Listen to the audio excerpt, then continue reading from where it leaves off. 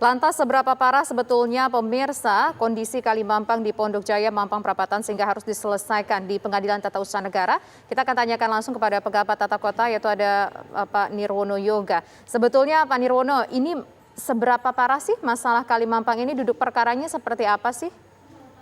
Ya, kalau kita melihat dari sejarahnya memang Kali Mampang ini salah satu tempat pemukiman yang terdampak banjir setiap tahun ya. Paling tidak dalam 2020 awal, 2021 awal kemarin juga sempat terjadi banjir ya.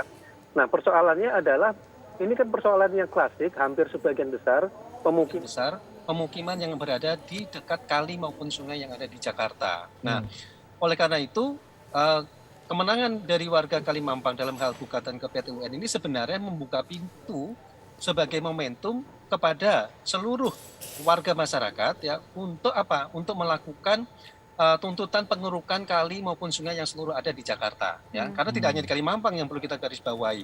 Sebagian besar kali Grogol, kali Ciliwung, Pesanggeran, Angke, Sunter, Mokervat ya.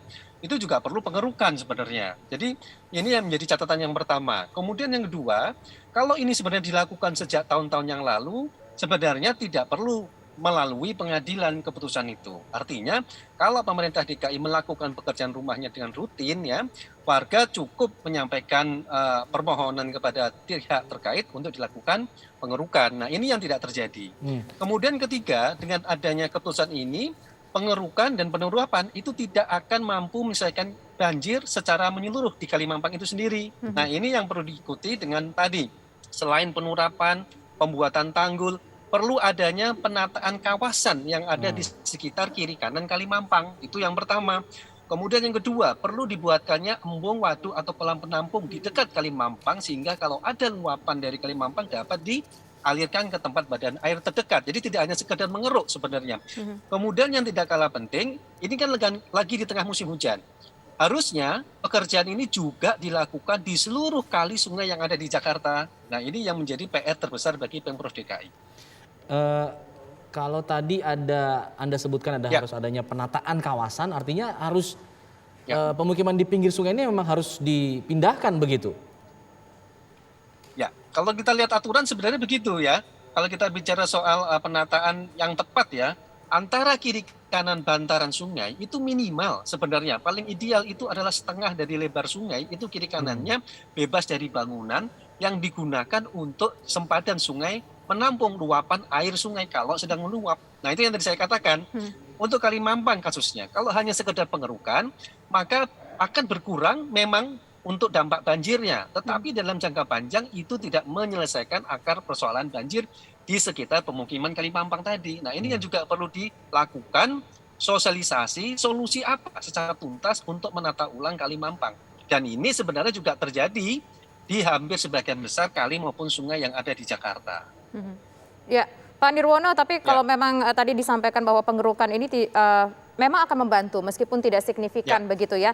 Tetapi kan pengerukan ini sebetulnya sudah dilakukan ya sejak beberapa waktu yang lalu ketika putusan ini jatuh begitu. Nah, menurut Anda apakah ini tepat tuntutannya atau bagaimana? Ya, yang digugat oleh warga itu kan sejak tahun 2017 warga Kali Mampang merasa bahwa kali tersebut tidak pernah dikeruk. Inilah yang kemudian diajukan karena pada saat tahun 2020 terutama Kali Mampang ini terdampak banjir sehingga banyak warga yang terendam banjir kemudian melakukan gugatan supaya dilakukan pengerukan. Nah, dari rentang 2020 tersebutlah sampai dengan kemarin ini secara teknis tidak dilakukan pengerukan langsung ya. Inilah yang kemudian artinya Dinas Sumber Daya Air kan tidak melakukan pekerjaan rumahnya. Inilah yang kemudian membuat warga untuk melakukan gugatan ke pengadilan. Harusnya kalau tadi permohonan warga itu dilakukan ya artinya cepat pada saat tahun 2020 itu saat setelah banjir dilakukan pengerukan, maka warga Kali Mampang tidak perlu melakukan gugatan ke pengadilan. Nah ini sebenarnya yang menjadi catatan, artinya dalam 2 tahun terakhir ini paling tidak dilakukan pekerjaan rumah, satu. Kemudian kedua, ini kan sejak tanggal 22 November sampai dengan 22 Januari kemarin yang diklaim oleh Pemprov DKI sudah melakukan pengerukan. Padahal yang perlu diketahui juga pada saat pengadilan sebelum memutuskan juga dilakukan pengadilan lapangan di mana pihak hakim dan warga itu melihat kondisi terakhir di Kali Mampang itu sebelum diputuskan pengadilan. Nah, Artinya setelah pengadilan memutuskan itu berarti belum ada pekerjaan pengerukan secara tuntas. Dari analisa Anda, Pak Nirwono, apa sih yang kemudian Ya. membuat pemerintah Provinsi DKI Jakarta ini tidak melakukan pengerukan padahal sudah ada permintaan dari warga? Ya, betul. Secara teknis memang kalau kita bicara prioritas ya, kalau dari kacamata Pemprov DKI saya melihat memang prioritas utama dari Pemprov DKI, terutama Dinas Sumber Daya Air ya, yang saya ketahui, mereka memfokuskan kepada 4 sungai utama yang ada di Jakarta, yaitu Ciliwung, Pesanggerahan, Angke, dan Sunter, yang memang dalam 5 tahun terakhir ini menjadi kawasan yang paling terdampak banjir. Ya, termasuk sepanjang 2021 kalau kita lihat pengamatan di lapangan, 4 sungai itu yang paling terdampak parah. Bukan berarti kemudian tidak terjadi banjir di mana-mana ya, di Kali Grogol juga terjadi, di daerah sekitar Pejaten juga terjadi, Kali Kerukut juga terjadi, juga Kali Mampang. Artinya sebenarnya kalau kami pelajari secara keseluruhan, pemukiman yang berada di sungai maupun kali itu sangat rentan terendam banjir. Jadi tidak hanya di Kali Mampang. Nah tentu kemampuan dari Pemprov DKI yang terbatas ini untuk melakukan pengerukan membuat prioritas harus dibuat. Ya. Nah tetapi menurut saya tadi, kalau ada warga yang mengajukan permohonan untuk segera dikeruk, ya mohon itu segera ditindaklanjuti. Nah, miskomunikasi ataupun lambatnya respon tadi yang menyebabkan warga dan tanda petik melakukan gugatan. Oke Pak, tapi kalau secara aturannya juga warga mengajukan gugatan, kemudian pengerukan akhirnya dilakukan begitu. Tapi kan di sisi lain tadi Pak Nirwono juga menyampaikan diperlukan relokasi warga yang berada di sekitar bibir sungai atau bibir Kali Mampang ini. Apakah sudah melihat ada upaya ke arah sana dari pemerintah dan mungkin juga melihat seperti apa sosialisasi ke masyarakatnya dan melihat bagaimana respon dari masyarakat soal yang terbaik kalau memang seperti itu? Ya. Untuk kasus Mampang belum. Ya. Karena untuk kasus di Kali Mampang cuma 2 fokus utamanya. Satu adalah pengerukan, kedua adalah penurapan pembuatan tanggul agar apa?